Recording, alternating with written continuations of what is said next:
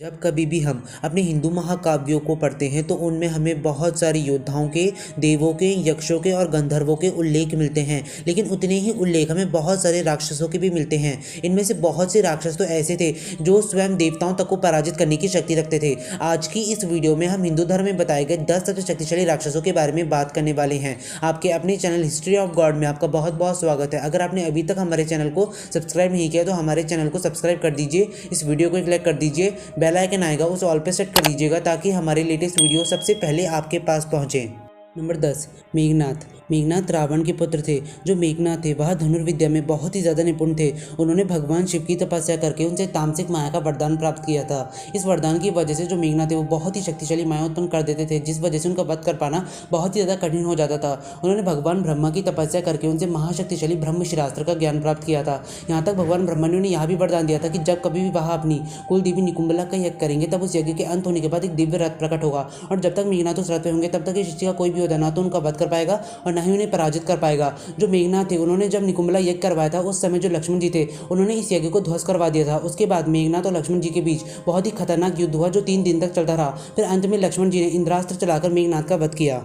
Number 9, Shumbh Nishumbh. Shumbh Nishumbh 2 राक्षस भाई थे। उन दोनों ने भूलोक में आके 10,000 वर्षों तक भगवान ब्रह्मा की कठिन तपस्या की थी। उन दोनों की तपस्या से प्रसन्न होकर ब्रह्मदेव ने उन्हें वर मांगने को कहा।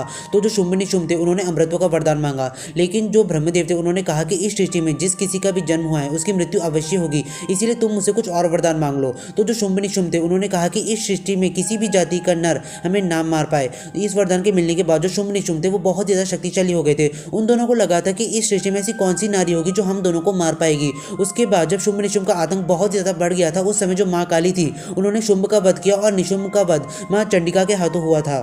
नंबर 8, नरकासुर। नरकासुर भगवान विष्णु के वराह अवतार और भूदेवी के पुत्र थे। जो नरकासुर थे वो बहुत ही ज़्यादा शक्तिशाली और क्रूर राक्षस थे। उन्होंने कई वर्षों तक भगवान ब्रह्मा की तपस्या की थी, जिस तपस्या से प्रसन्न होकर भगवान ब्रह्मा ने उन्हें वर मांगने को कहा।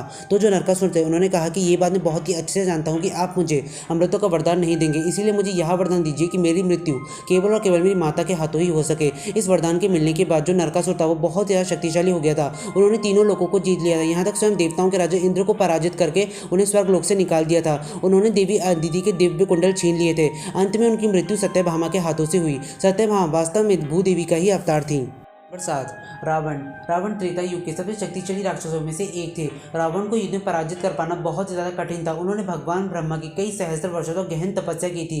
रावण की तपस्या से प्रसन्न होकर ब्रह्मदेव ने रावण को वरदान मांगने को कहा। तो जो रावण थे उन्होंने कहा कि आप मुझे अमृतों का वरदान दीजिए, लेकिन जो भगवान ब्रह्मा थे उन्होंने कहा कि मैं तुम्हें अमृतों का वरदान नहीं दे सकता, तुम मुझसे कुछ और वरदान मांगो। उसके बाद जो रावण थे उन्होंने कहा कि मेरी मृत्यु किसी भी देव, दानव, यक्ष, गंधर्व, किन्नर, नाग आदि के हाथों ना हो सके।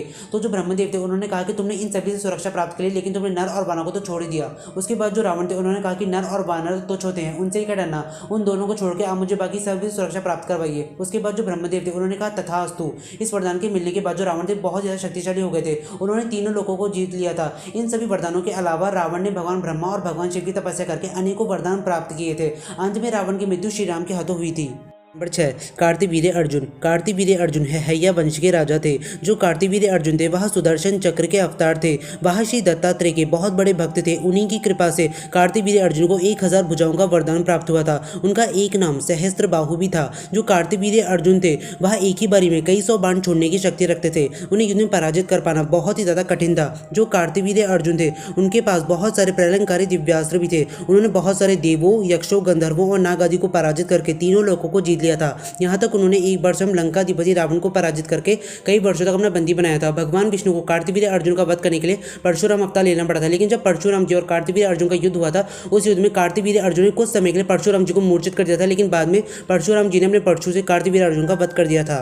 5, भस्मासुर। भस्मासुर का वास्तविक नाम मृगासुर था। मृगासुर ने कई वर्षों तक भगवान शिव की गहन तपस्या की थी। मृगासुर की तपस्या से भगवान शिव बहुत ही ज़्यादा प्रसन्न हुए थे। उन्होंने मृगासुर को वरदान मांगने को कहा। तो जो मृगासुर थे उन्होंने कहा कि आप मुझे यह वरदान दीजिए कि मैं जिस किसी के भी सर पे हाथ रखूँ वहाँ उस समय ही भस्म हो जाए। जो भगवान शिव थे उन्होंने कहा कि तथास्तु। लेकिन जो मृगासुर था वह देखना चाहता था कि क्या ये वरदान सभी में काम करेगा कि नहीं। उसके बाद उसने सोचा कि क्यों ना मैं इस वरदान का प्रयोग स्वयं भगवान शिव के ऊपर ही करूँ। जब भगवान शिव को इस बारे में पता चला तो वो उस समय कैलाश से बाहर चले गए थे। जो वृकासुर था वह भगवान शिव को तीनों लोकों में ढूंढ रहा था। जब यह बात भगवान विष्णु को पता चली कि उनके आराध्य संकट में है, तब उन्होंने मोहिनी अवतार लिया। जो वृकासुर था वह भगवान विष्णु के मोहिनी अवतार को देखकर उनमें मोहित हो गया। उसके बाद उसने गलती से अपने ही सर पे हाथ रख दिया और वो उस समय भस्म हो गया। 4 हिरण्याक्ष। हिरण्याक्ष सतयुग का एक बहुत ही ज़्यादा शक्तिशाली राक्षस था और हिरण्यकश्यप का बड़ा भाई था। जो हिरण्याक्ष था उसने कई सहस्त्र वर्षों तक भगवान ब्रह्मा की गहन तपस्या की थी। हिरण्याक्ष की तपस्या से प्रसन्न होकर ब्रह्मदेव ने उन्हें वरदान मांगने को कहा। तो जो हिरण्याक्ष थे उन्होंने अमृतत्व का वरदान मांगा, लेकिन जो ब्रह्मदेव थे उन्होंने कहा कि मैं तुम्हें अमृतत्व का वरदान नहीं दे सकता, तुम मुझसे कुछ और वरदान मांगो। तो हिरण्याक्ष ने उस समय के जितने भी जाति के देव, यक्ष, गंधर्व, किन्नर, नाग आदि थे उन सभी के नाम गिना दिए और कहा कि इनमें से कोई भी मेरा वध ना कर सके। इस वरदान के मिलने के बाद जो हिरण्याक्ष था वो बहुत ज़्यादा शक्तिशाली हो गया था। उसने अहंकार में आके पृथ्वी को अगवा कर लिया था और उन्हें सीधा पाताल लोक लेकर चला गया था। तब पृथ्वी की रक्षा हेतु भगवान विष्णु ने वराह अवतार लिया और हिरण्याक्ष का वध किया। नंबर 3 हिरण्यकश्यप। हिरण्यकश्यप भी सतयुग के एक बहुत ही ज़्यादा शक्तिशाली राक्षस थे। अपने भाई की मृत्यु का प्रतिशोध वह देवताओं से ले लेना चाहते थे, इसीलिए उन्होंने कई सहस्त्र वर्षों तक भगवान ब्रह्मा की गहन तपस्या करके उनसे अमृतत्व का वरदान मांगा। लेकिन ब्रह्मदेव ने कहा कि मैं तुम्हें अमृतत्व का वरदान नहीं दे सकता, तुम कुछ ऐसी शर्त रख लो जिससे तुम्हें मार पाना बहुत ज़्यादा कठिन हो जाए। उसके बाद जो हिरण्यकश्यप था उसने कहा कि आप मुझे यह वरदान दीजिए कि आपकी सृष्टि का रचाया गया कोई भी जीव मेरा वध नहीं कर सकता। मुझे ना तो घर के अंदर मारा जा सके, ना ही घर के बाहर, ना मुझे दिन में मारा जा सके और ना ही रात में, ना मुझे जमीन पर मारा जा सके और नहीं आसमान में, ना मेरा वध अस्त्र से हो और ना ही शस्त्र से। यह वरदान मिल जाने के बाद जो हिरण्यकश्यप था वो बहुत ही ज़्यादा शक्तिशाली हो गया था। उसने बहुत सारे देवताओं को पराजित कर दिया था और वह भगवान विष्णु को अपना सबसे बड़ा शत्रु समझता था। जब हिरण्यकश्यप को इस दौरान पता चला कि उसका स्वयं का पुत्र भगवान विष्णु का बहुत बड़ा भक्त है, तो उसने अपने पुत्र को मारने का फैसला किया और अपने भक्त की रक्षा हेतु भगवान विष्णु ने नरसिंह अवतार लिया और हिरण्यकश्यप का वध किया। नंबर 2 ताड़कासुर। ताड़कासुर एक बहुत ही ज़्यादा शक्तिशाली राक्षस था। वह ऋषि कश्यप का पौत्र था। जो ताड़कासुर थे उन्होंने बहुत सारे शक्तिशाली देवों, यक्षों, गंधर्वों और नाग आदि को पराजित किया था। ताड़कासुर को युद्ध में पराजित कर पाना बहुत ज़्यादा कठिन था। उन्होंने कई वर्षों तक भगवान ब्रह्मा की गहन तपस्या की थी। भगवान ब्रह्मा ताड़कासुर की तपस्या से बहुत ज़्यादा प्रसन्न हुए थे और उनसे वर मांगने को कहा। तो जो ताड़कासुर थे उन्होंने कहा कि यदि आप मुझसे प्रसन्न हैं तो आप मुझे 2 वरदान दीजिए। मेरा प्रथम वरदान यह है कि मेरी मृत्यु केवल और केवल उसी के हाथों हो सके जिसकी उत्पत्ति स्वयं भगवान शिव से हुई हो, और मेरा दूसरा वरदान यह है कि युद्ध में मेरे समान कोई भी शक्तिशाली ना हो। यह वरदान पाने के बाद जो ताड़कासुर था उसने तीनों लोगों को जीत लिया था। जो ताड़कासुर थे उनकी मृत्यु आखिर में कार्तिकेय के हाथों हुई थी। नंबर 1 त्रिपुरा। ताड़कासुर के तीनों पुत्रों ने अपने पिता की मृत्यु के प्रतिशोध हेतु भगवान ब्रह्मा की बहुत ज्यादा घोर तपस्या की थी और उनसे अमृतत्व का वरदान मांगा था। लेकिन जो ब्रह्मदेव थे उन्होंने कहा कि मैं तुम्हें अमृतत्व का वरदान नहीं दे सकता, तुम कुछ ऐसा मांग लो जिससे तुम्हारा वध कर पाना बहुत ज्यादा कठिन हो जाए।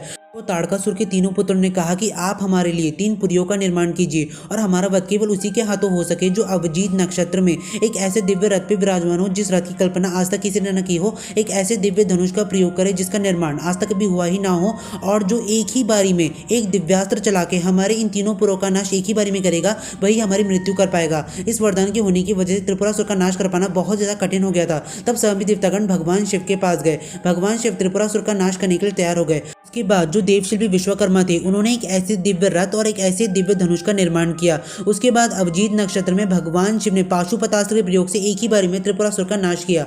तो आशा करते हैं आप सभी को हमारी वीडियो पसंद आई होगी। अगर पसंद आई तो इस वीडियो को ढेर सारा प्यार दीजिएगा। अगर अनजाने में हमसे कोई गलती हो गई हो तो हमें माफ कर दीजिएगा। बहुत जल्द मिलेंगे ऐसी किसी मजेदार वीडियो के साथ। तब तक के लिए आप सभी का बहुत बहुत शुक्रिया।